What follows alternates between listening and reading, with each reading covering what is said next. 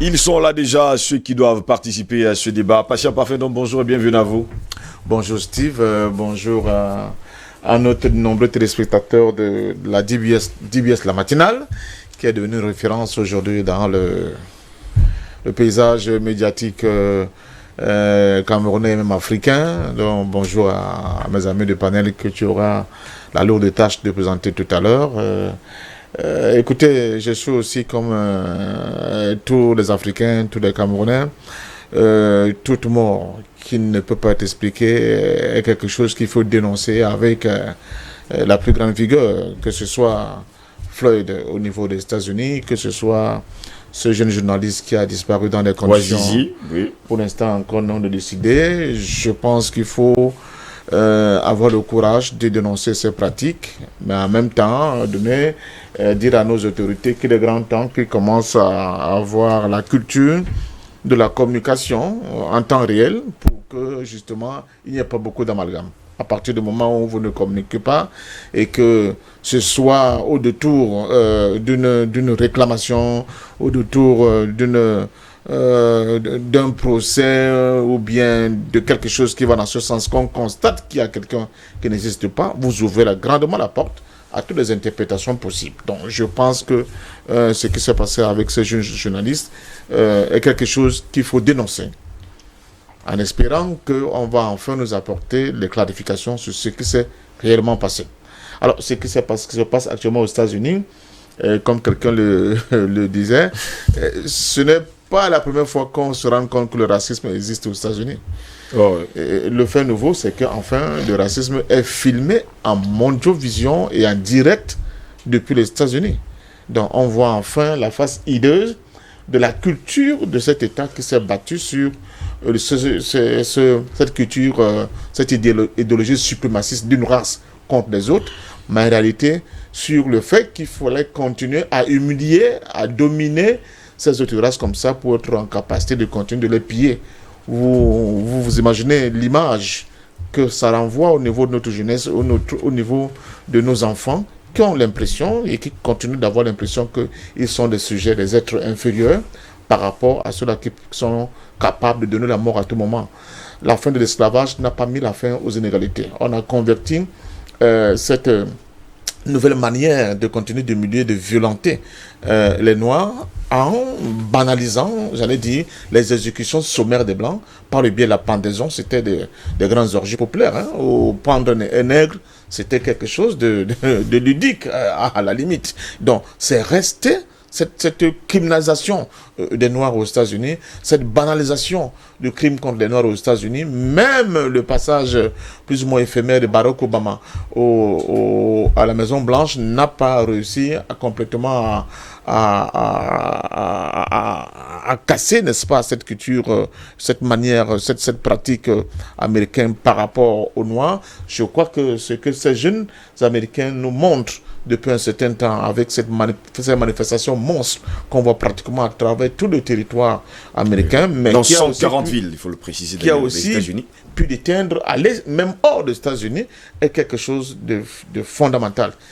Ça n'a aucune commune mesure. Cela ne signifie pas qu'il n'y a pas de violations de droits de l'homme à travers le monde. Mais là, nous touchons au fond d'une problématique qui a quand même causé 5 siècles d'esclavage. On parle souvent de 4 siècles, mais en réalité, quand on calcule très bien, ça fait 5 siècles d'esclavage, 1 siècle de colonisation, et nous sommes là depuis pratiquement 1 siècle dans un néocolonialisme rampant. Donc, il faut vraiment toucher cette problématique avec toute la puissance, n'est-ce pas, tout l'écho, toute la médiatisation, j'allais dire, qu'on peut, pour que enfin les consciences se réveillent. Et je suis heureux que pour cette fois-ci, on a vu beaucoup de Blancs qui sont dans les marches, et j'ajoute quand même que c'est pas la première fois, parce que quand on voyait les marches pour la défense des droits civiques aux États-Unis, il y a par exemple quelqu'un comme Bernie Sanders qui a toujours été aux côtés des gens comme Martin Luther King et comme Malcolm X, mais cette fois-ci, je crois que la prise de conscience de la communauté blanche a atteint des niveaux qui puissent nous laisser espérer qu'enfin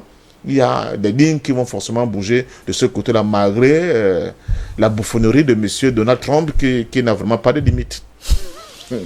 Vous l'avez bien souligné, il faut préciser. Simo, bonjour et bienvenue à vous également. Bonjour M. Ngos, merci de m'avoir invité. Bonjour à mon camarade Ndom Parfait.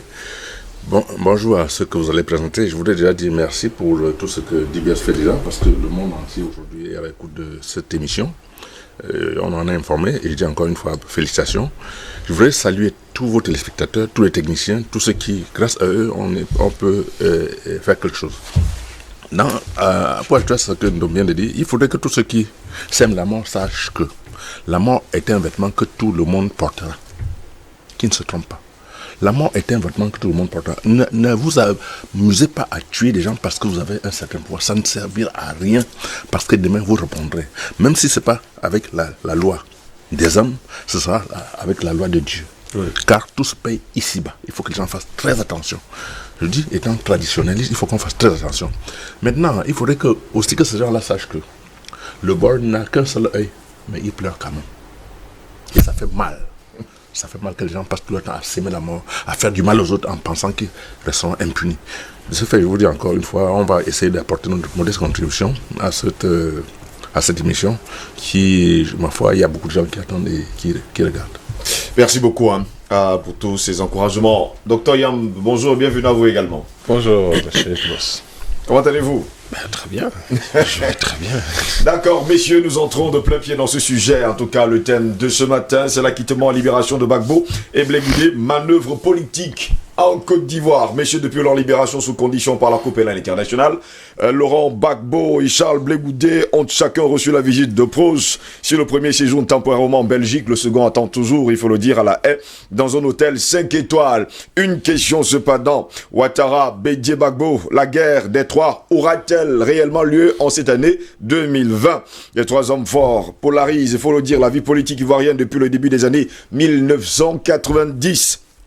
L'actuel président Alassane Dramane Ouattara et ses deux prédécesseurs Henri Konan Bédié et sans oublier Laurent Koudou Gbagbo pouvaient être candidats d'ailleurs à l'élection présidentielle prévue en cette fin d'année 2020.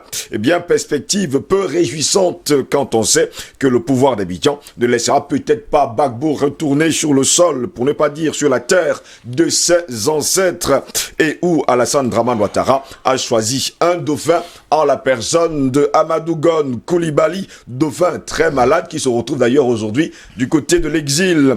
Eh bien, il faut préciser également qu'on ne pouvait pas penser mieux. Eh bien, la donne a peut-être changé. On peut faire entrer actuellement à la place de Amadou Coulibaly Ahmed Bakayoko sur l'échiquier politique en Côte d'Ivoire. Lui, le mal-aimé d'Alassane Dramane Ouattara. Lui, celui en tout cas qui a pas mal, il faut le dire, de popularité et qui est ouvert d'ailleurs à un dialogue national avec Laurent Koudou Gbagbo, Charles Blé Goudé, Henri Konan Bédié et les autres. La présidentielle de 2020 donnera-t-elle lieu à un bel, il faut le dire comme ça, affrontement? Ça, c'est notre grande interrogation. Peut-on imaginer un retour triomphal de Gbagbo en Côte d'Ivoire? Là encore, c'est une autre interrogation. Dr Yamb. Écoutez, ce qui se passe en Côte d'Ivoire, je crois que les Africains devraient encore plus faire attention à ce qui va se dérouler au cours des prochains mois. C'est comme l'histoire de quelqu'un qui a un grand frère dans le quartier qui sort avec plusieurs filles dans différentes maisons, et il fait des enfants avec tout le monde, et il ne comprend pas que entre 1990 et 2020, il avait 29 ans, aujourd'hui il a la soixantaine pratiquement, que beaucoup de choses ont changé, qu'il ne peut plus terroriser tout le monde, et que les jeunes qui avaient 10 ans à l'époque peuvent tout simplement le tabasser à tout moment maintenant. Mais il continue quand même à montrer du muscle et à croire qu'il est toujours aussi fort. En fait, c'est ce qui se passe. Je pense que les forces exogènes qui ont placé Alassane Ouattara au pouvoir sont mises à mal avec cette libération. Ce n'est pas seulement une affaire de pouvoir, que Laurent Gbagbo revienne et puis comme Mandela prennent le pouvoir. Non. C'est surtout que l'Afrique vient très bien de se rendre compte que le grand frère qui terrorisait tout le monde a perdu quelque chose il y a 10 ans quand il a livré son dernier grand combat, le prestige, la peur qu'il pouvait insuffler aux gens. Et puis finalement, on se rend compte qu'on est capable de se réorganiser en interne et d'avancer. Et que le système international lui-même n'accepte plus ces forfaitures. Au fond, qu'est-ce que Blé Goudé et Laurent Gbagbo sont allés faire à La Haye?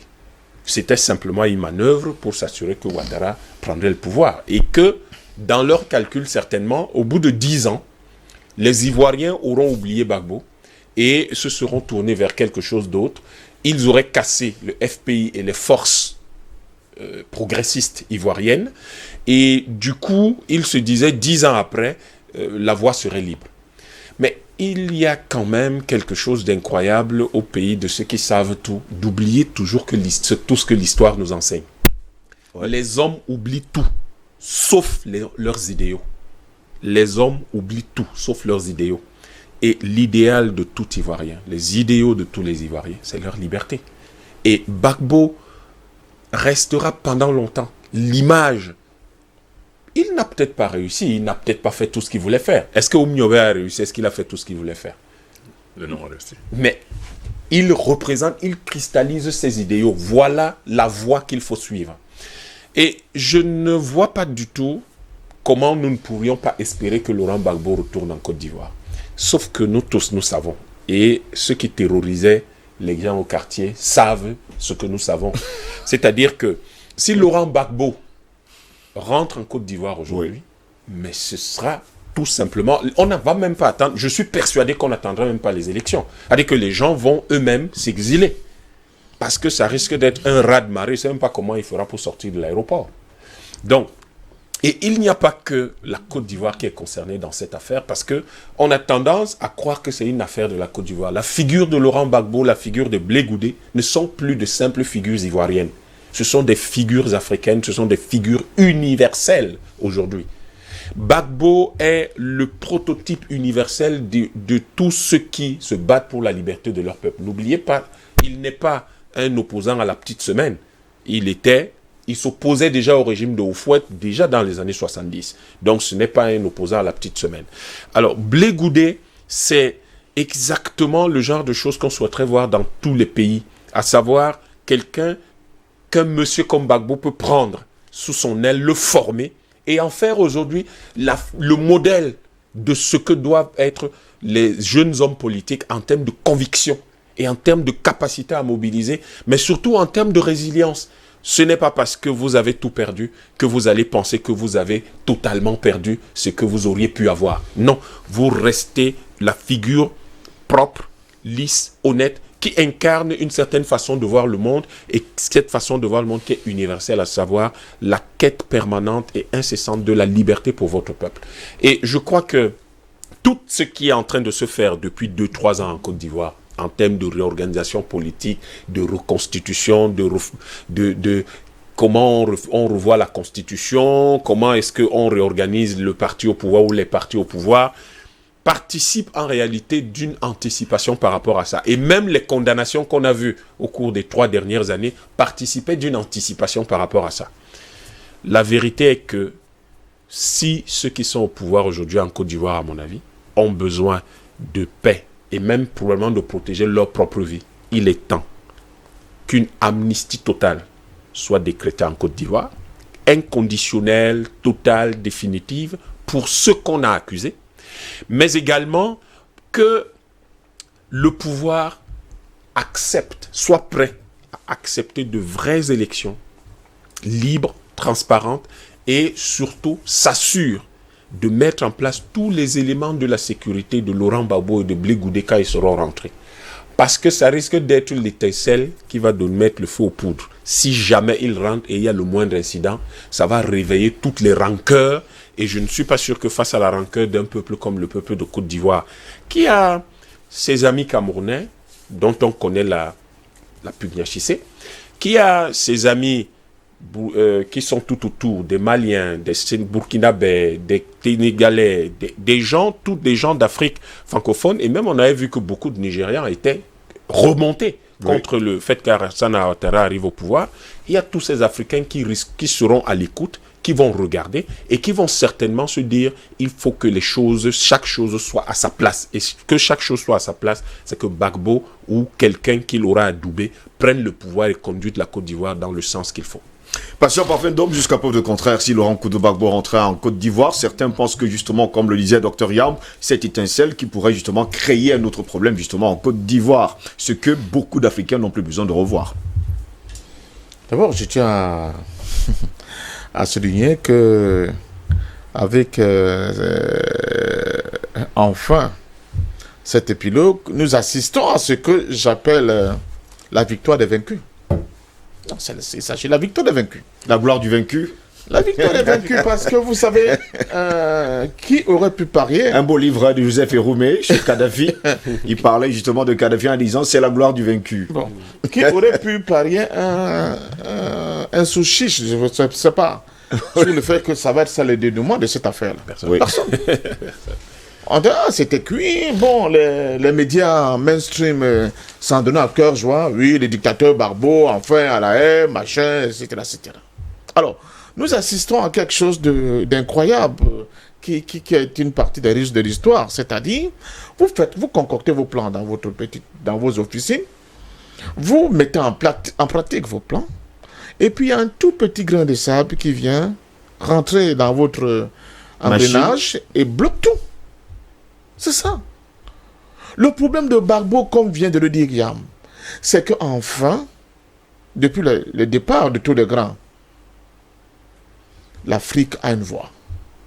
L'Afrique a un personnage. L'Afrique a un exemple dont de milliers et de millions de jeunes Africains peuvent s'inspirer pour continuer leur quête de la liberté, de la justice, mais surtout du bien-être pour les peuples africains. Cette affaire-là fait très, très, très mal à ceux qui ordonnent au niveau, dans l'ombre, au niveau de ce que vous appelez pompeusement la communauté internationale. C'est-à-dire que c'est un concept dont tout le monde, personne ne comprend.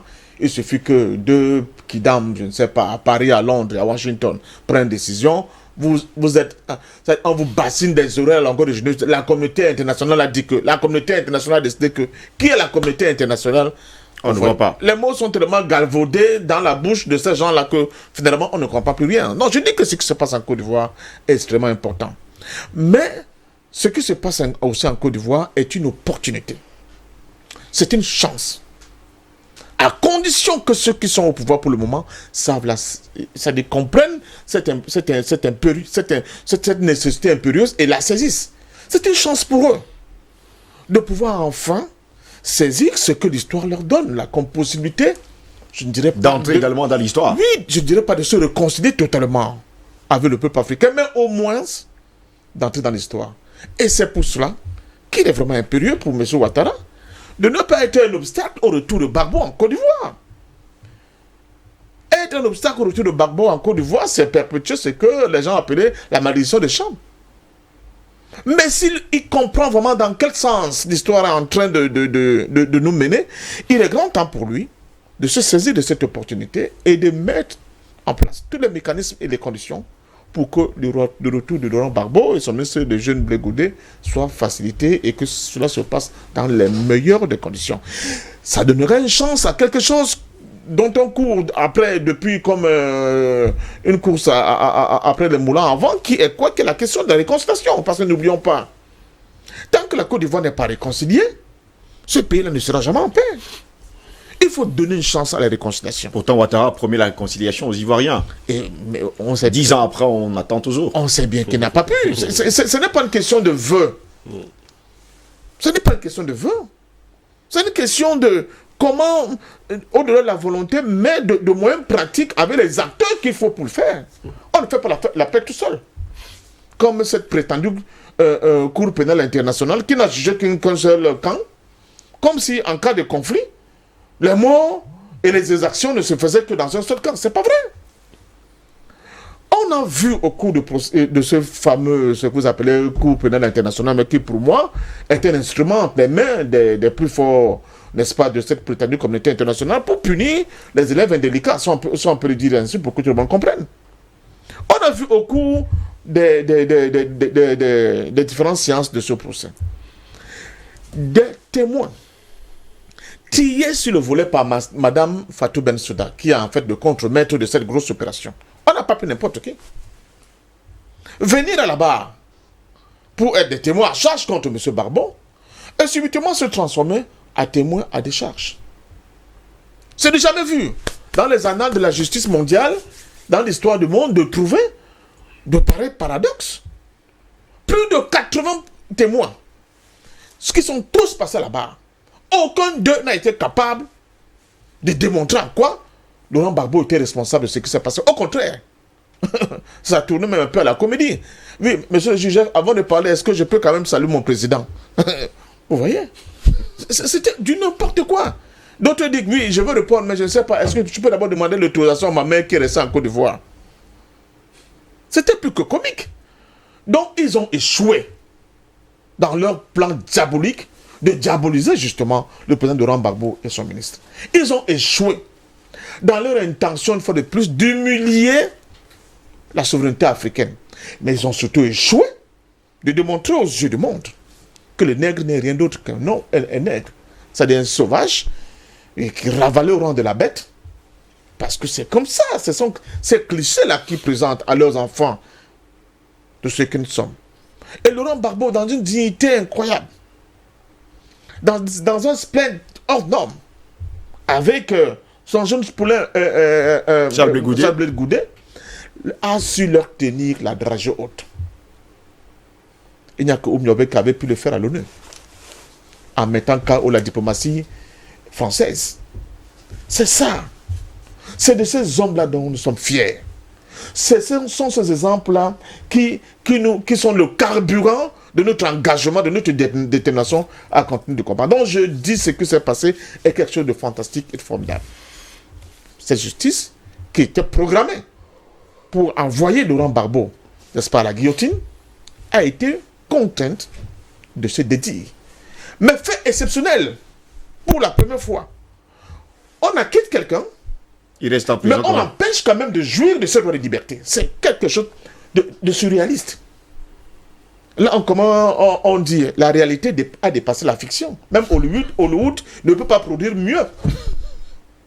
Mais là encore, parce que le vent a tourné, parce que les opinions mondiales regardent cette affaire-là, ils regardent ces juges, ils leur disent, mais c'est pas possible. Vous ne pouvez pas acquitter quelqu'un et vous mettez encore des éléments de restriction à sa liberté. De quoi ça retourne? Je crois que c'est à ce moment qu'il y a eu un basculement, parce qu'on a vu certains juges commencer à dire, même si on reprend ce procès 1000 fois, on va le libérer, on va l'acquitter parce que ce gars n'a rien fait. Donc ce qui s'est passé avec le dernier arrêt de la Cour pénale internationale, c'est vrai, l'affaire n'est pas totalement terminée, mais nous sommes pratiquement au bout du tunnel. L'affaire est pratiquement réglée. Nous avons fait le plus dur, comme disent souvent les sportifs, dans les cas désespérés. C'est une remontada incroyable, du point de vue de ce qui était attendu. Alassane Dramane Ouattara, au régime en place en Côte d'Ivoire aujourd'hui, de savoir saisir la perche de salut que le temps d'histoire pour enfin se réconcilier avec l'ensemble. Vous savez, le tout n'est pas d'avoir commis des crimes. Quand vous voyez par exemple la commission Vérité, Justice et Réconciliation en Afrique du Sud, en réalité, si vous êtes comme moi, vous allez dire que cette affaire-là, c'est une grosse escroquerie. Parce qu'en fait, du camp des bourreaux, ceux qui appliquaient l'apartheid la plus dure, personne. Vous voyez? Au contraire, c'est nous qui subissions cette inégalité, cette injustice, qui étions encore les plus demandeurs de la paix et de la réconciliation. C'est ça la grandeur de l'homme. À mon sens, tout ce qu'on peut dire de Mandela, c'est ça qui fait sa grandeur. Donc à M. Ouattara de comprendre très bien ce qui est en train de se jouer, non seulement pour la Côte d'Ivoire, mais tout pour l'Afrique tout entière, mais surtout pour l'homme noir en général, au moment où nous voyons ce qui se passe aux États-Unis. Il n'y a pas de hasard dans le calendrier. Tout est programmé. Je crois que nous sommes à la fin d'un cycle, à lui et à ses amis, de comprendre ce qui se passe et de se saisir ses pêches, comme je l'ai dit, pour que enfin les Noirs soient respectés, que la face de l'homme noir ne soit plus sujet à des gouloubiers, à des crachats, mais vraiment du respect. Robert Simo d'ailleurs, je vais enlever Robert. Est-ce que Alassane Dramane Ouattara va justement saisir cette perche. Je vais vous rappeler quelques détails. Pour l'ivoirité, c'est Laurent Gbagbo qui a enlevé pour dire à son frère, bon ok, il n'y a pas de souci, j'enlève cela. Deuxième chose, il était ministre, il lui dit, bon ok, il y aura une indemnité en tout cas pour les anciens ministres, je vais te la donner. La mère d'Alassane Ouattara est morte, il faut préciser par ailleurs que c'est Laurent Gbagbo qui a organisé tous les obsèques, ça il faut le préciser également. Maintenant, quand on revient sur le cas de Laurent Gbagbo, il est en prison depuis 2011, il n'a pas reçu justement son indemnité en tant qu'ancien président. Sa mère est morte, on n'a pas, il faut le dire, organisé l'obsèque pour lui. Est-ce que c'est aujourd'hui qu'Alassane Dramane Ouattara va justement saisir la perche tendue, comme ça, par l'histoire? Monsieur Ngoss, vous savez, dans la vie, il n'y a que des imbéciles qui mesurent la profondeur de la rivière avec les deux jambes. Il n'y a que les imbéciles qui mesurent la profondeur d'une rivière avec les deux jambes.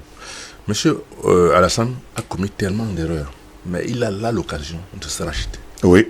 Si aujourd'hui, il peut envoyer son avion spécial aller récupérer ces deux ennemis, prétendus ennemis d'hier, il doit commencer à arranger les choses. Et en plus, faire revenir en Côte d'Ivoire tous les exilés politiques et demander pardon à toute l'Afrique. Je dis bien à toute l'Afrique, pas aux Ivoiriens. Parce que le problème ivoirien est un problème purement africain. Ce n'est pas ivoirien que les gens se détrompent. Parce que la Côte d'Ivoire, c'est la fenêtre ouverte sur le monde, sur la libération de l'Afrique. Permettez-moi, avec votre permission, de dire bonjour à une fidèle téléspectatrice de DBS, Mme Hernandez, du côté de Yaoundé, avant de continuer. Et je voulais donc dire, monsieur Goss, c'est que là où les gens s'aiment, il ne fait jamais nuit. On a tout fait pendant 10 ans pour penser qu'il devait faire nuit en Côte d'Ivoire. Malheureusement, au contraire, le soleil brille toujours de ce côté-là. Pour les petits villages. Le soleil ne brille pas que pour les grands villages, même pour les petits villages. Donc je voudrais attirer l'attention de ce monsieur qu'il est temps qu'il se rachète. Il n'est jamais trop tard pour se racheter. Et en plus, on n'insulte pas le crocodile lorsque vos pieds sont encore dans l'océan, dans l'eau. Ah ça, il faut qu'il se rappelle. Je dis encore, on n'insulte pas le crocodile quand vos deux pieds sont encore dans l'eau. Parce qu'aujourd'hui, là, si Ouattara ne fait pas attention, il risque de payer très cher les 10 ans de Gbagbo et de Blé Goudé à La Haye, parce qu'il n'y a aucune raison qui justifie la présence là-bas.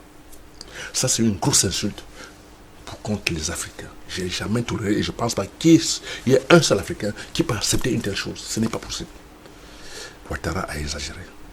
Je pense encore une fois, il faut qu'il fasse tous les efforts pour s'arranger et trouver une solution au problème africain qui est un problème crucial. Oui. Je pense que, ceci dit, maintenant rentrons dans le fond. J'ai eu dit hier que le président Gbagbo a appelé Ouattara, ils ont échangé. Si c'est vrai, c'est une très bonne chose. Et que Ouattara a promis qu'en juillet, il va rentrer en Côte d'Ivoire. Les deux vont rentrer en Côte d'Ivoire. J'espère que c'est vrai. Si c'est vrai, c'est tant mieux. Mais la meilleure manière de fonctionner, de faire en sorte de se racheter un peu, c'est envoyer son avion. Parce que ce n'est pas son avion, c'est l'avion de la Côte d'Ivoire, l'avion des Ivoiriens. Parce que ce n'est pas avec l'argent de son café qu'il a acheté cet avion. Il envoie cet avion aller récupérer le président Gbagbo et Blé Goudé. Il rentre triomphalement en Côte d'Ivoire. Parce que si eux, ils prennent un avion privé ou n'importe comment pour atterrir en Côte d'Ivoire, comme mon frère Yam Timala dit, ça va être la catastrophe. Hyper compliqué pour Ouattara. Il risque de sortir par la fenêtre. Et je ne sais pas. On ne peut pas être en train de promouvoir l'unité africaine et commencer à penser qu'il faut parler de village, tout ça. Je suis contre. Je pense que M. Ouattara peut se racheter maintenant et faire en sorte qu'on l'accepte un peu partout en Afrique. Parce que moi, je suis l'un de ceux qui l'ont rejeté totalement à cause des actes qu'il a posés. Pas parce qu'il n'est pas africain, mais à cause des actes. Parce que quand vous prenez une femme européenne, je n'ai rien contre, c'est son droit. Mais en plus, vous prenez un monsieur comme Soudan pour lui vendre la Côte d'Ivoire. Et vous prenez le monsieur qui t'a permis de t'installer en Côte d'Ivoire, te donner une nationalité, le mettre en prison. C'est un mépris, c'est une insulte, c'est une injustice criarde que je ne peux pas accepter. Voilà ma position. Donc de ce côté, je n'ai pas beaucoup de commentaires à faire. Docteur Yam, jusqu'à preuve de contraire, hier encore, l'ancien président sud-africain Thabo Mbeki a pris justement l'initiative de se lever et justement de parler à Alassane Dramane Ouattara et surtout au pouvoir d'Abidjan de tout mettre en œuvre pour faire rentrer Laurent Gbagbo et Charles Blé Goudé du côté de la Côte d'Ivoire. Il leur demande simplement d'être du bon côté de l'histoire. Enfin, Il leur demande simplement d'essayer. Mais ce n'est pas à Ouattara qui s'adresse.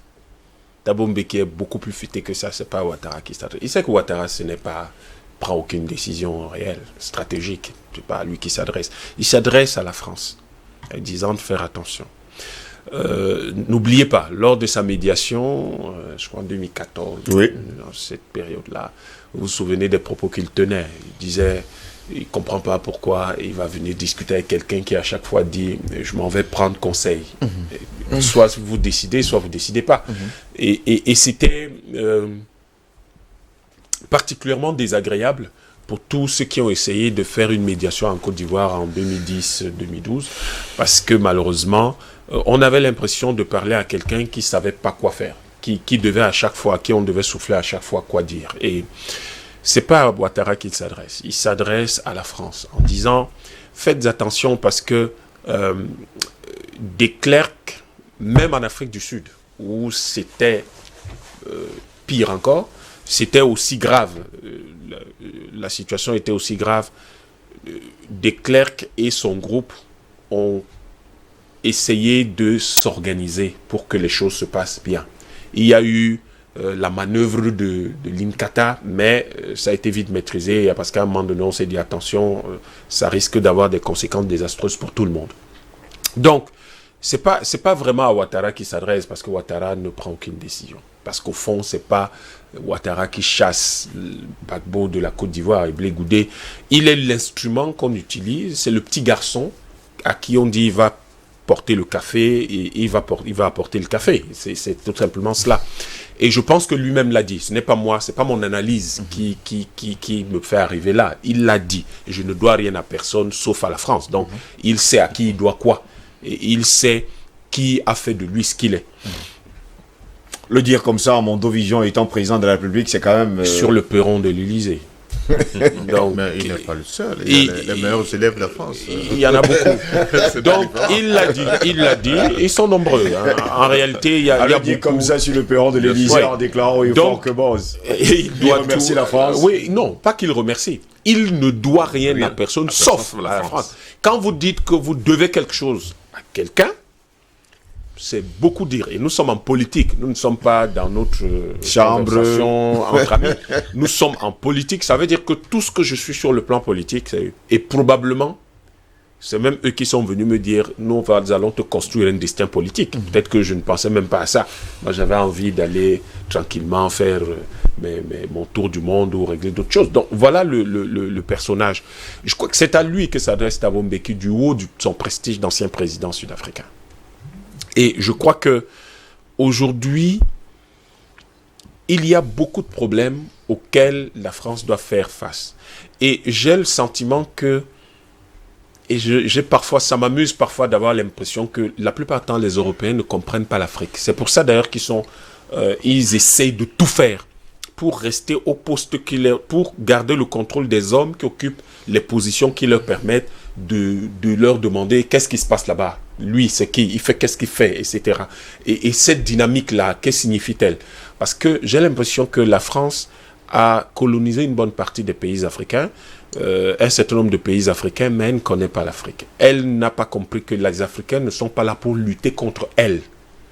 Au fond, elle ne représente pas grand-chose aux yeux des Africains. Ce qui représente quelque chose aux yeux des Africains, c'est le sort de l'humanité.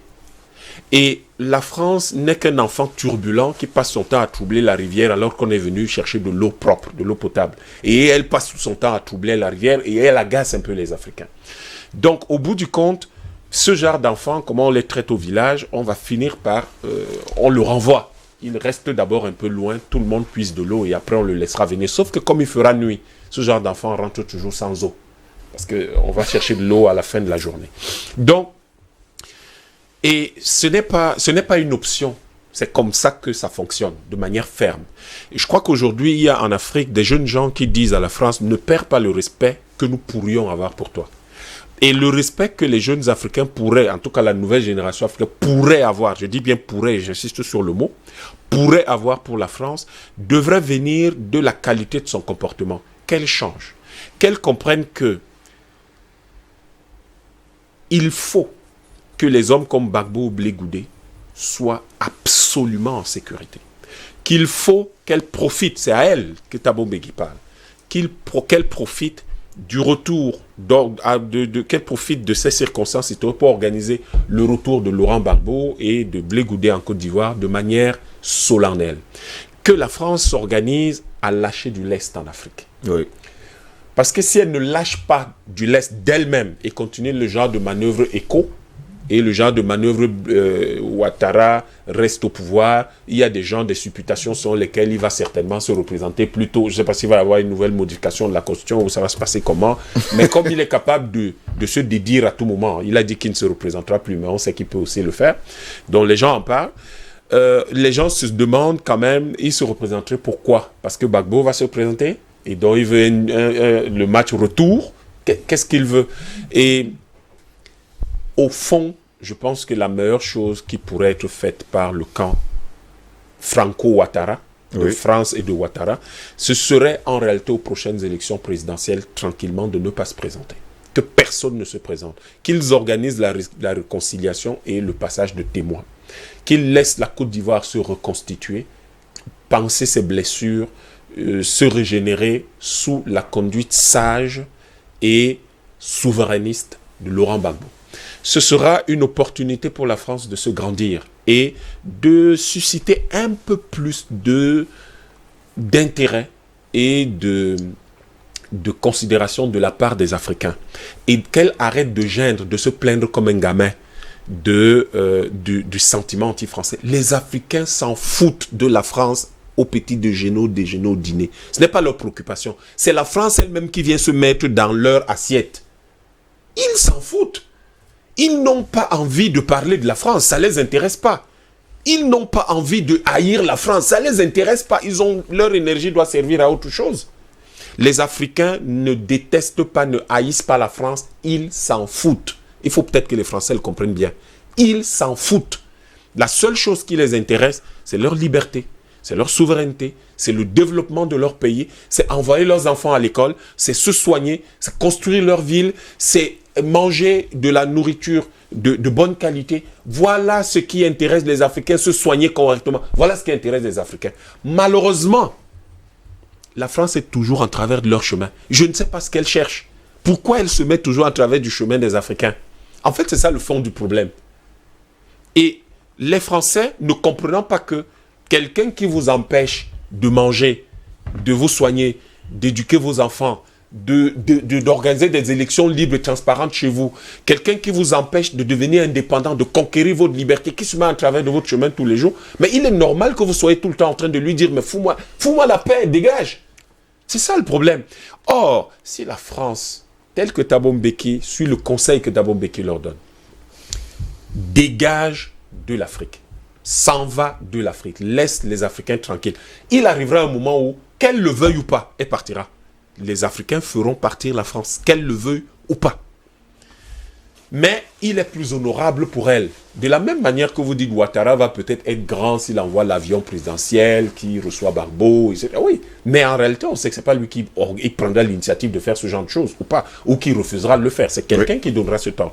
Donc si la France décide de le faire de son libre, de son propre chef, et dit, bon voilà, on va faire ci, on va faire ça, et elle va se construire de cette façon des partenaires solides en Afrique. Parce qu'aujourd'hui, je peux vous assurer qu'il y a des jeunes générations, si elles arrivent au pouvoir avec ce type de relation avec la France, j'ai bien peur que même une ramette de papier, on n'achètera plus en France, dans ces pays-là. Parce que les gens se disent, nous avons besoin de partenaires, nous n'avons pas besoin de maîtres, nous n'avons pas besoin de donneurs d'ordre ou de donneurs de leçons. Nous avons besoin de partenaires.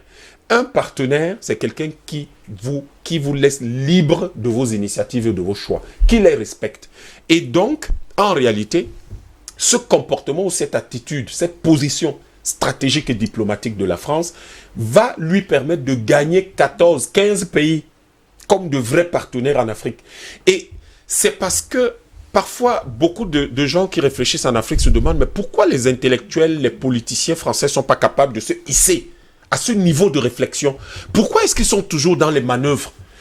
Aujourd'hui, ce qu'on leur demande, c'est, écoutez, messieurs, vous ne pouvez rien. Vous avez dans les 14-15 pays qui ont été plus ou moins liés par l'histoire à la France, en Afrique, qui représentent peut-être environ 500 ou 300 ou 400 millions d'habitants, dans ces pays-là, enfin environ 200 millions d'habitants, dans ces pays-là, les gens ne veulent plus de maître, les gens veulent être libres. Et si les gens acquièrent leur liberté, vous avez le choix. Ils peuvent l'acquérir par la violence. La Côte d'Ivoire est en train d'acquérir, d'achever sa révolution, de faire la révolution qu'elle n'a pas pu faire à cause de Houphouët. Et tous les pays passeront par là. Mais imaginez une telle violence au Cameroun. Ce ne sera pas... Je peux vous assurer que la Côte d'Ivoire c'était une cour de récréation. Si de telles choses arrivaient au Cameroun, la Côte d'Ivoire, c'était la récréation. Et je vous parlais du grand frère qui terrorise les gens dans le quartier et qui avait perdu, ça avait été une bagarre sanglante. Et à votre avis, si ça arrivait entre, par exemple, le Cameroun et la France, qui perdra le plus de plumes là-dedans? Nous, on ira, ce ne sera pas un combat en France, ce sera un combat ici. Et vous croyez que qui va perdre le plus? Donc, le fond du problème, c'est d'éviter ça. Personne n'a envie que du sang coule encore. Personne n'a envie de se retrouver encore dans les bagarres avec la France. Il ne s'agit pas d'ego, il ne s'agit pas d'orgueil de blanc contre les noirs, parce que la colonisation française et toute l'action de la décolonisation française est empreinte de racisme. Il ne s'agit pas de ça. Il ne s'agit pas de blanc contre les noirs, mais nous-mêmes, si nous savons que c'est du racisme qui est pratiqué contre nous, dans nos propres pays, par des gens qui n'ont rien à faire dans nos pays. Il s'agit en réalité de quoi? Ce dont il s'agit, c'est que la France comprenne qu'elle a la chance d'avoir de vrais partenaires en Afrique. Et ces partenaires, tout ce qu'elle lui demande, reste chez toi. Occupe-toi de chez toi. Quand tu viens chez nous, discutons. Et tu viens quand nous acceptons que tu viennes. Tu ne viens pas parce que tu penses que tu as le droit de... Non, tu viens quand nous acceptons que tu viennes chez nous. Et quand tu viendras chez nous parce que nous l'avons voulu, nous l'avons demandé ou accepté, quand nous allons nous asseoir, on va discuter et crois-moi, les bénéfices seront importants. Ce qui se passe aujourd'hui avec les manœuvres de l'ECO pour continuer à maintenir l'emprise de la France sur les pays d'Afrique de l'Ouest, francophones, etc., ou ce qui est là, on hésite, Gbagbo va-t-il rentrer, va-t-il pas rentrer. Tout cela contribue à énerver une jeunesse qui n'en demande pas tant. Tout cela contribue à dresser sur le chemin sur le chemin des relations de partenariat entre la France et les pays africains, des pics, continuer à adresser des problèmes dont on n'a pas besoin. Mais n'oubliez pas, je vous le disais tout à l'heure, l'histoire n'oublie pas. Et les gens n'oublient jamais leurs idéaux. Les gens peuvent oublier ils peuvent oublier quelque chose qu'ils ont posé ici, mais ils n'oublieront jamais leurs idéaux. Ils se souviendront toujours que leurs idéaux, c'est ceci. Et ils n'oublient pas, et les Africains n'oublient pas. Et ce qui se passe aujourd'hui en Côte d'Ivoire est quelque chose qui devrait être une opportunité, pas pour Ouattara. Ouattara c'est pas l'homme qui décide. Devrait être une opportunité pour la France, enfin de mettre fin à son aventure africaine. Puisqu'elle pense que l'Afrique lui coûte cher. Ce qui est totalement faux. C'est elle qui coûte trop cher à l'Afrique. Puisqu'elle pense que l'Afrique, elle dit que l'Afrique lui coûte cher. Alors, mais qu'elle laisse l'Afrique? Pourquoi tu portes quelque chose qui te coûte cher? Pourquoi tu vas porter quelque chose comme la Côte d'Ivoire qui va t'embêter, Gbagbo qui t'embête d'avancer sereinement? Je pense qu'aujourd'hui, et je le répète à la France, hissez-vous à un certain niveau de considération stratégique, à savoir que le racisme ne paiera pas. Parce que les relations de tous les Français avec l'Afrique, je parle de la classe politique française, hein, je ne parle pas du français de tous les jours qui a déjà du mal à vivre. Le type, il souffre, il ne sait même pas comment il va s'en sortir. Je parle de ceux qui prennent les décisions politiques et les décisions dans les relations entre l'Afrique et la France. C'est d'eux dont je parle. Leur attitude en face de la France est empreinte de racisme. Leur attitude en face de l'Afrique est empreinte de racisme, d'orgueil, de mépris. Leur attitude en face de l'Afrique est empreinte d'idées d'exploitation et de domination. Vous ne pouvez pas dominer un peuple éternellement. Vous ne pouvez pas mépriser un peuple éternellement. Vous ne pouvez pas piller un peuple éternellement. Vous ne pouvez pas penser qu'à un moment ou à un autre, un peuple que vous méprisez ne se réveillera pas. Mais vous avez le choix entre le fait d'avoir un réveil brutal, ils savent de quoi je parle, Le Vietnam, ils s'en souviennent. Le Cameroun, ils s'en souviennent. L'Algérie, ils s'en souviennent. Il peut y avoir un réveil brutal, mais il peut aussi avoir un réveil concerté. Un réveil calme, dans lequel nous parlons de façon respectueuse et on met les choses à plat. Après l'épisode Côte d'Ivoire, il est temps que la France arrête. Vous avez des pays qui, en 10 ans, se sont reconstitués. Hein. L'armée ivoirienne d'il y a 10 ans n'est pas la même aujourd'hui. L'armée camerounaise d'il y a 10 ans n'est pas la même aujourd'hui. Ça, c'est également vrai. Patient pas fin d'homme, le docteur Yamtimba prenait d'ailleurs un exemple tout à l'heure. On parlait justement de l'Afrique du Sud en 1990, lorsque le pouvoir des Blancs s'est rendu compte qu'il était temps, en tout cas parce que les Noirs se réveillaient déjà un peu dans la virulence, hein, il faut le préciser. Frédéric de Klerk avait pris l'initiative, justement, de libérer Nelson Mandela. Et d'ailleurs, hein, le 11 février 1990, on verra bien sûr Nelson Mandela sortir, il faut le dire comme ça, des geôles. Et bien sûr avec main en l'air, avec bien sûr Frédéric de Klerk. Est-ce qu'on peut imaginer ce genre de scénario dans les jours à venir concernant la Côte d'Ivoire? Oui, mais puisque parler de l'Afrique du Sud, il y a eu ce débat qui a animé un peu la toile à un moment donné, où les gens disaient, oui, mais vous savez, l'Afrique du Sud raciste à la Chine d'Est, parce qu'enfin, on avait organisé des grands concerts à Londres, à je ne sais pas où. Je me dis, mais vous êtes des blagueurs ou quoi? C'est la résistance du peuple sud-africain qui a contraint ces gens-là de dire, mais on ne peut plus. Bien sûr. On sabotait les mines, l'activité économique était complètement en arrêt. Les bombes qui explosaient de ci et là, bon, les jeunes qui n'avaient plus peur, les Salomon Langou, les Sibiko, et même Cyril Ramaphosa qui est au pouvoir. Tous ces jeunes-là étaient pris au sacrifice. Attention. Bien sûr. Mais surtout parce qu'autour de l'Afrique du Sud, on avait fait un corridor, un cordon, n'est-ce pas, avec ce qu'on appelle la ligne du front, qui n'acceptait plus cette situation-là.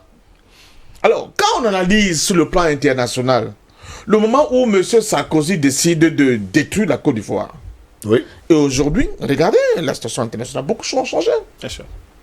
Beaucoup de choses ont changé. Et ceux qui faisaient avaient tendance à dire, bon, c'est l'arrière-cour française. Laissons-leur faire ce qu'ils vont faire et dans 2 jours, ça va se calmer. On constatait. Et ça ne s'est pas calmé. Hein. Des années après, plus d'une décennie après, que la résistance, que la mémoire n'avait pas été lessivée. Ils se disent, aïe, il y a quelque chose de fondamental qui est en train de se passer de ce côté-là. Oui. Et la France elle-même, elle a perdu sa superbe. C'est plus cette France-là qui était condescendante. Regardez en Europe, où aujourd'hui, on a des dirigeants de pays de moins d'importance que la France qui n'hésitent pas à tenser la politique française en Afrique. Ils le disent ouvertement, sans complexe. Vous voyez? Mais maintenant, revenons à la Côte d'Ivoire. Tout à l'heure, il parlait en prenant le cas d'Algérie et du Cameroun. Il faut saluer la résistance du peuple ivoirien. Dans les prisons, en exil. Même tout récemment, il y a encore un jeune là, je crois, connaît, qui est en prison, on l'appelait le drone, parce qu'il donnait, c'était un activiste, un lanceur d'alerte qui est en prison. Les gens, ils n'ont pas peur. Ils affrontent leur destin. La Côte d'Ivoire a complètement changé. L'environnement africain a changé. J'allais dire, les pays qui entourent la Côte d'Ivoire, c'est la même chose. Si le Burkina pouvait servir de base arrière à la rébellion ivoirienne, parce qu'il y avait un certain Camporé qui voulait absolument, qui était en fait le vaguemestre de la politique française, on le sait très bien aujourd'hui. Vous ne pouvez pas dire à Roche Christian Caboret de jouer le même rôle. Il va vous dire que je ne peux pas, parce que moi j'ai mes propres problèmes dont je suis incapable de résoudre. Vous oubliez, vous voyez très bien ce qui se passe aujourd'hui au Burkina Faso avec des attaques djihadistes qui n'en finissent pas. Au Mali, parce que n'oublions pas aussi le rôle du Mali et du peuple malien dans le soutien à M. Ouattara, qui était considéré comme le musulman, l'homme de nordiste dont on ne veut pas. Regardez ce qui se passe au Mali. Regardez le désamour du peuple malien par rapport à la France. Vous vous souvenez de l'arrivée des troupes françaises pour soi-disant sauver les Maliens. Regardez les manifestations monstres qui se passent aujourd'hui à Bamako, où les gens disent carrément, France dégage. C'est toi le problème. Qu'est-ce que tu fous chez nous? Donc il y a cet ensemble de choses. Sans oublier vous les Camerounais, parce que... Sans oublier les Camerounais, les Centrafricains. 2 commissions d'enquête du Sénat français qui sont venus au Cameroun pour dire en fait, qu'est-ce qui se passe? Donc, quand eux, et comme ils ne sont pas assez bêtes, ils ne sont pas tout bêtes, ils prennent quand même en compte cet ensemble d'éléments et se disent, attention, on ne peut plus continuer de nous comporter Comment se comporter avant? C'est plus possible pour eux. Donc, c'est cette dynamique-là. Ce sont l'ensemble de ces dynamiques-là qui peuvent aujourd'hui amener un certain nombre d'éléments de réflexion au niveau de Paris pour dire peut-être qu'il est temps pour nous de mettre un peu la pédale douce. Moi, vous avez vu dernièrement, je crois hier ou avant-hier, la manifestation à Paris pour le jeune Adama Traoré. Adama Traoré, oui. Vous avez mardi, vu ça? Mardi. Vous imaginez, je vous rappelle. Porte de cliché, hein, il faut préciser. Je vous rappelle que les Algériens ont manifesté comme ça. Vous vous souvenez où on envoyait les gens complètement à la scène. Bien sûr. Mais là, il n'y avait pas que le noir, il n'y avait pas que les Africains, il y avait des Blancs qui disaient cette violence policière, on en a marre. Ça veut dire que l'opinion est en train de basculer. L'opinion change. Comme l'opinion américaine est en train de basculer, de comprendre que on ne peut plus continuer d'entretenir cette impunité de ces suprémacistes blancs vis-à-vis des Noirs. Le monde a changé. Peut-être que Corona est pour quelque chose, j'en sais rien, mais le monde est en train de changer. Il y a une accélération de mouvements historiques qui fait que les choses ne peuvent plus être même plus graves. Je l'ai dit, c'est pas un détail. Ce qui s'est passé à La Haye est quelque chose d'exceptionnel. Est quelque chose qui frappe tous les esprits. Tous les esprits. Il y a quelque chose qui s'est passé à La Haye qui va mettre sur le plan moral très mal des gens qui veulent continuer une certaine politique. Vous allez me dire que, bon, écoutez, ces gens-là, quand leurs intérêts sont en jeu, souvent, ils s'en foutent complètement de ce qui peut se passer, ils accélèrent. Mais ils n'oublient pas quand même que nous sommes là en plein dans un rôle d'intérêt. Oui. Regardez ce qui s'est passé. Je donne des exemples comme ça, pour qu'on mette ça tous les différents morceaux de puzzle, pour qu'on voit le grand tableau, le big picture. En République démocratique du Congo, les élections se passent. Vous savez la position de Le Drian? Oh, ce ne sont pas les élections, c'est un faux truc. Bon, on sait que ce n'était pas tellement ça. Mais c'est même Le Drian qui, à un moment donné, se rendant compte que les choses avançaient, est allé à Kinshasa. À Doubé, le nouveau chef d'État congolais. Pourquoi? Parce que eux, ils voyaient, comme c'était à la fois un militaire, ce n'est pas parce qu'il est devenu ministre de l'action extérieure, de leur diplomatie, chef de diplomatie, ils voyaient ce que la France pouvait perdre si elle ne mangeait pas rapidement son chapeau et changeait de veste. Ils voyaient ce que la France pouvait perdre. Donc c'est là le talon d'Achille de cette affaire-là, Yam l'a dit. Si nous nous organisons bien, et moi, contrairement à Yam, je ne compte pas beaucoup sur Paris, je compte sur notre propre organisation, sur notre propre détermination. Oui, si nous nous organisons bien, si nous sommes davantage déterminés à dire à la France que, de toute façon, vous pouvez faire ce que ça a fait maintenant, mais sachez que un travail en interne, c'est-à-dire qu'on de grande en train de se passer, un travail de fourmi méthodique en train de se passer, un travail de conscientisation et d'éducation de nos populations en train de se passer. Si vous continuez avec cette politique mesquine, raciste contre nous, le moment viendra où nous allons complètement couper les ponts avec vous. Et c'est vous qui avez le plus à perdre à ce jeu-là. C'est vous qui avez le plus à perdre. Et je pense qu'il y a des sphères là-bas au niveau de leur établissement où les gens politiques, économiques et même culturels, les gens disent attention, peut-être que nous sommes en train de franchir la yellow line. Il est grand temps pour nous de nous ressaisir en essayant, à la limite, d'avoir des solutions plus ou moins cosmétiques, mais ce n'est plus possible d'avoir des solutions totalement cosmétiques aujourd'hui, mais qui vont dans le sens d'un quelconque apaisement pour justement garantir ce futur, et Yam l'a déjà démontré 6000 fois, qui en réalité sera profitable à la France. Vous vous imaginez les 14 pays africains qui aujourd'hui peuvent avoir un niveau de développement acceptable? Ça va profiter en premier à qui? À Paris. Bien sûr. Nous serons en mieux de mieux commercer avec Paris, nous serons en mieux de mieux faire des choses avec Paris. Il faut faire très attention. Mais, Yam l'a dit, et je reviens là-dessus, pour ceux qui nous écoutent, nous n'avons rien contre le peuple français. Du tout. Le peuple français, ce sont nos amis. Non. Attention. J'ai quelque chose contre. Oui, j'en viens. Félicitez, parce que si vous n'êtes pas d'accord avec ça. Le peuple français, ce sont nos amis. Pourquoi? Oui. Parce que ce sont des humains comme nous. L'humanisme est authentiquement africain. Le panafricanisme est un humanisme. Nous n'avons pas pour vocation, le moment venu, si nous réussissons à nous libérer et à avoir l'entièreté de notre souveraineté, de faire du peuple français nos ennemis. Non. Mais nous voulons tout simplement leur dire, tout le monde vient manger à la main de l'Afrique. Vous êtes invités à venir partager ce repas avec nous. Mais attention, on ne vous permettra plus qu'après le repas, vous attaquer à notre propre main. C'est tout ce que nous allons Comme dire. Dr. Yam disait tout à l'heure, apparemment, c'est le jeune garçon qui est en train de trouver de l'eau. Il pourra se mettre à côté pour laisser les autres, en tout cas, puiser. Ouais. Mais Simon n'est pas d'accord avec ça. Nous sortons bien de ce débat. C'est bon. Simon, Oui. pourquoi vous n'êtes pas d'accord que la France... C'est le champion de boycott des produits est français. un ami. Hein. Oui, je Il le s'en sais. cache pas. Lui, il s'en cache pas du tout. Médicaments, tout, Non, il faut qu'on soit portable, il n'est pas dedans. faudrait qu'on soit sérieux un peu. Oui. Quelqu'un ne peut pas avoir ton porte-monnaie, il t'empêche de manger et tu dis qu'il est ton ami. Expliquez-moi, je voudrais comprendre. Ils sont dans la perspective du futur. Monsieur Ndom, laissez-moi le futur. Le passé, on ne peut pas continuer le futur. On ne peut pas continuer une voiture comme si les rétroviseurs n'existaient pas. Malgré le pare-brise, on doit regarder les rétroviseurs, monsieur Ndom. Je suis désolé. Il faut se terminer le français. Non. Monsieur Ndom, Laissez Simon s'exprimer. il faut qu'on se comprenne. Vous ne pouvez pas m'expliquer que votre voisin a votre porte-monnaie, vos enfants meurent de faim et vous dites qu'il est votre ami. Explique-moi comment. C'est la sorcellerie. Je voulais comprendre. Peut-être c'est moi le plus idiot. Mais je dis encore une fois, la France ne sera jamais mon ami. Parce que pendant 400 ans, monsieur Ndom, c'est la France qui a mis l'Afrique. 14 pays africains jusqu'aujourd'hui dépendent de la France. Pourquoi? Et vous trouvez que ce sont mes amis? Je suis désolé. Il faut faire le distinguo. Ah non, c'est moi. Je ne veux pas faire le distinguo. La France, c'est la France, je suis désolé. La France, c'est la France, je ne veux pas faire le distingo. Parce que quand ils ont notre porte-monnaie, les Français ne disent pas rembourser le porte-monnaie. Ouais, donc, Ils ne sont pas en Chine, les Français, ils sont en France. Donc, je suis désolé. Tu auras pissé sur la tombe de Gaston Donat? Pisser seulement. Pisser seulement. Non, messieurs, on n'est pas là pour ce genre de hein. déclaration. Hein. De toute façon, la télévision. Je voudrais Voilà. dire une chose. Le malheur est l'école de la sagesse. Le malheur est l'école de la sagesse. Ce qu'on a vécu nous amène à être sages. Ce n'est pas la France qui va nous dire ce qu'on va faire. C'est nous qui allons déterminer. Et on est en train de le faire. À travers ce que toi tu fais depuis des années. Donc, ce qu'il lui fait depuis des années, ce n'est pas la France.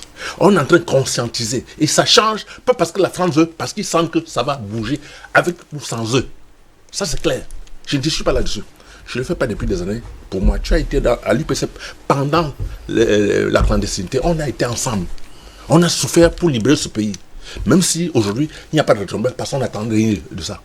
Donc, on ne peut pas aujourd'hui, au lendemain où les choses sont en train de changer, on se comporte comme si la France volontairement est en train de libérer. Non, je suis désolé. Quand tu as un fardeau qui pèse, monsieur, tu déposes le fardeau. Tu déposes le fardeau, tu ne le portes pas en disant que non, vraiment, j'ai pitié des gens, je vais les aider. Tu ne les aides pas. Si tu es à côté d'un malade pendant des années et que le malade n'est pas guéri, c'est toi le problème, c'est pas le malade. Comme ça, sérieux, on parle de quoi? Non, je voudrais seulement dire à mon frère Ndom, au combattant Ndom, que je connais très bien. Il ne le dit pas parce que... Vous êtes des combattants, vous, des combattants de grande lutte, hein, depuis il ne le dit pas parce l'UPC. il le dit pas parce qu'il y a un Il est né dans le maquis, le mec. Il ne le dit pas parce qu'il y a un parti pris. Il peut se tromper parce qu'il peut-être il se dit vraiment, peut-être en faisant ça, ça peut s'arranger, mais c'est pas possible. Tu peux pas caresser ton ennemi dans le sens du poil en pensant qu'il va oublier le couteau qu'il a derrière pour te poignarder. C'est pas possible. Son couteau est là, il va te poignarder. Tel que c'est ce que tu vas faire. Donc la France est là pour nous poignarder. À la moindre occasion, il ne nous lâche pas.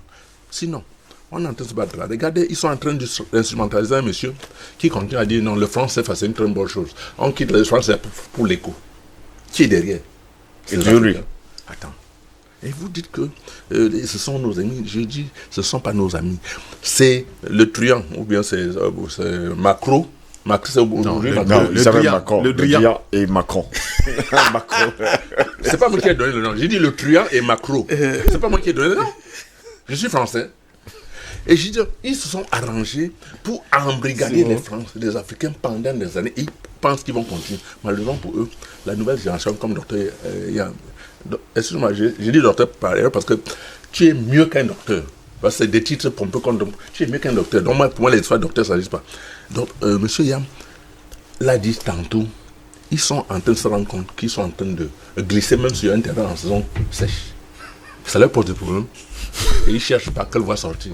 Mais nous, on est déjà engagés. Et on va s'en sortir sans eux. Avec ou sans eux, on va s'en sortir. Merci. Moi, je suis prêt à mettre ma vie pour que l'Afrique change complètement par rapport à la France. Voilà. Merci. Merci, messieurs. Nous sortons en tout cas de ce débat en quelques secondes. Docteur Yamb, qu'est-ce qu'on fait maintenant? C'est toujours la bonne question que je pose à la fin. On fait ce qu'on sait faire. C'est-à-dire qu'on s'en tient à nos idéaux. Oui. On se bat pour ça. On s'organise pour ça. Il y a des élections en Côte d'Ivoire cette année. En 2020, en novembre.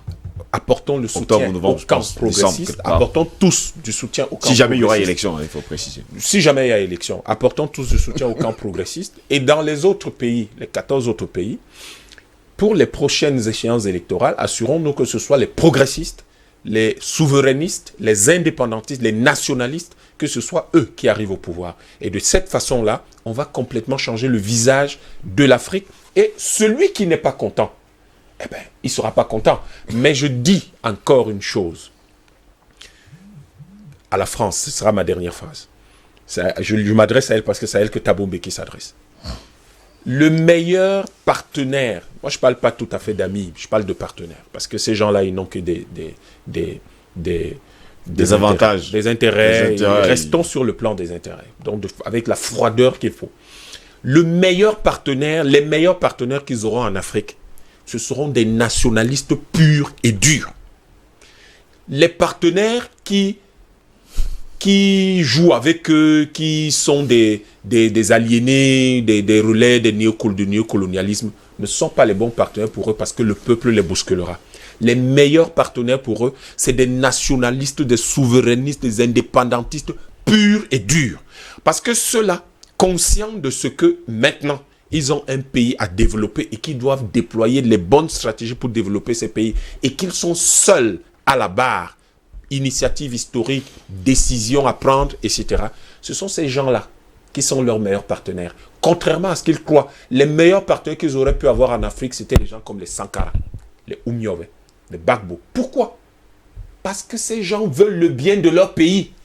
Et ceux qui veulent le bien de leur pays sont les meilleurs avec lesquels on peut négocier de façon sérieuse.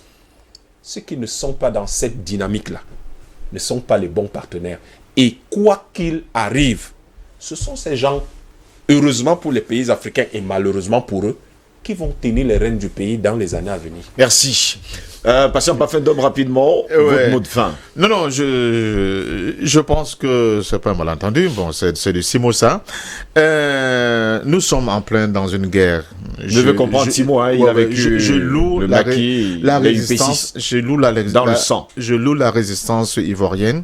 Je loue la résistance des peuples d'Afrique qui ont pris cette question ivoirienne comme un problème personnel. À un moment donné, il y a des gens qui ne comprennent rien au sens de l'histoire, qui disent « Occupez-vous du Cameroun, laissez la Côte d'Ivoire tranquille ». Non, tout est lié. Si on se bat pour l'indépendance du Cameroun, c'est aussi pour l'indépendance de la Côte d'Ivoire. Donc, si vous ne pouvez pas le libérer, aucun de nos pays n'a intérêt à être libre tout seul. Parce qu'aucun de nos pays ne va s'en sortir seul. On a vu comme nous sommes tous dans la même barque, hein, comme esclaves. Mais donc nous avons intérêt à lutter pour que chaque fois qu'une portion de notre territoire peut être libérée, qu'on applaudisse et qu'on apporte le soutien pour Justement. que cela soit possible. Mais maintenant, dans cette bagarre, il faut faire très attention. Vous savez, la guerre du Vietnam a pris fin grâce à deux éléments. Le premier élément, c'est la résistance déterminée du peuple vietnamien. Bien sûr. Mais le deuxième élément qu'il ne faut pas non plus ne pas prendre en considération, c'était le fait que l'opinion américaine avait complètement changé. L'opinion américaine s'était dressée contre cette guerre, qu'elle ne comprenait pas. Vous savez, les gens comme le Mohamed Ali, qu'on voulait envoyer au front, ont préféré faire la prison. Donc, dans une bagarre comme celle que nous avons là, c'est une bagarre extrêmement tactique et stratégique, il faut aussi compter sur l'opinion publique de votre ennemi. C'est pour ça que moi je fais un distinguo. Et je le fais, vous allez dire, c'est un politique, j'accepte. Entre les politiques et l'établissement colonial français, Jean l'a dit tout à l'heure, qui par moments traitent aussi violemment leurs propres concitoyens comme ils nous traitent. Bien sûr. Justement. Donc nous avons intérêt à gonfler cette masse critique favorable à l'idée qu'il faut que l'Afrique soit libre, souveraine, en les encourageant. Je suis un UPC Simon, et on sait très bien que nos premiers leaders sont allés vite, pour la compréhension du monde, parce qu'ils étaient encadrés quand même par des gens qui venaient des régions où ils voyaient déjà comment ces difficultés, j'allais dire ces inégalités avaient créé, n'est-ce pas, des classes. Et parmi ces gens-là, il y a quand même l'immense et grand Gaston Donat, qui était l'ami personnel, d'abord l'appelé mon frère, et qui, je vous donne l'information aussi, quand l'UPC a été légalisé, la carte numéro 0001 appartenait à Gaston Donadon. Nous avons des amis au sein du peuple français. À eux de continuer cette sensibilisation au sein de leur opinion pour que les gens comprennent justement que la France n'a plus intérêt à continuer à avoir les mêmes comportements, n'est-ce pas, et de continuer de signer les mêmes accords léonins, comme vos accords de coopération, comme des fausses bases militaires qu'on voit de gauche à droite, mais surtout contre ce franc CFA qui est devenu plus qu'un boulet, n'est-ce pas. On a encore, en tout cas, jusqu'au 26 juin prochain pour avoir l'Afrique. Si ce n'est pas l'Afrique, en tout cas, on est en train d'être trouvé pour que la CEMAC trouve justement sa monnaie. C'est prévu. On aura le temps d'en parler. Merci beaucoup. Quand je vois le chef d'État, je suis... j'attends le miracle. Le mot existe donc. Le mot existe aussi. D'avoir été là ce matin. Simon, je vous dis merci également d'avoir été là. Je pensais que j'avais le dernier mot. D'ailleurs, allez-y, dernier mot rapidement. Okay, je voudrais donc dire qu'on ne peut pas conduire une voiture en oubliant les rétroviseurs, en regardant seulement le pare-brise. Oui. Et en plus, on ne cache pas la lumière du soleil avec la paume de la main. N'importe comment, le soleil va apparaître pour tout le monde. Et le soleil de l'Afrique est en train d'apparaître. C'est ce que je voulais dire. Merci en tout cas d'avoir été dans notre ce matin. Simo, Dr Yann, merci également d'avoir été là ce matin. C'est moi qui vous remercie. Messieurs, c'est ici que s'achève cet autre débat.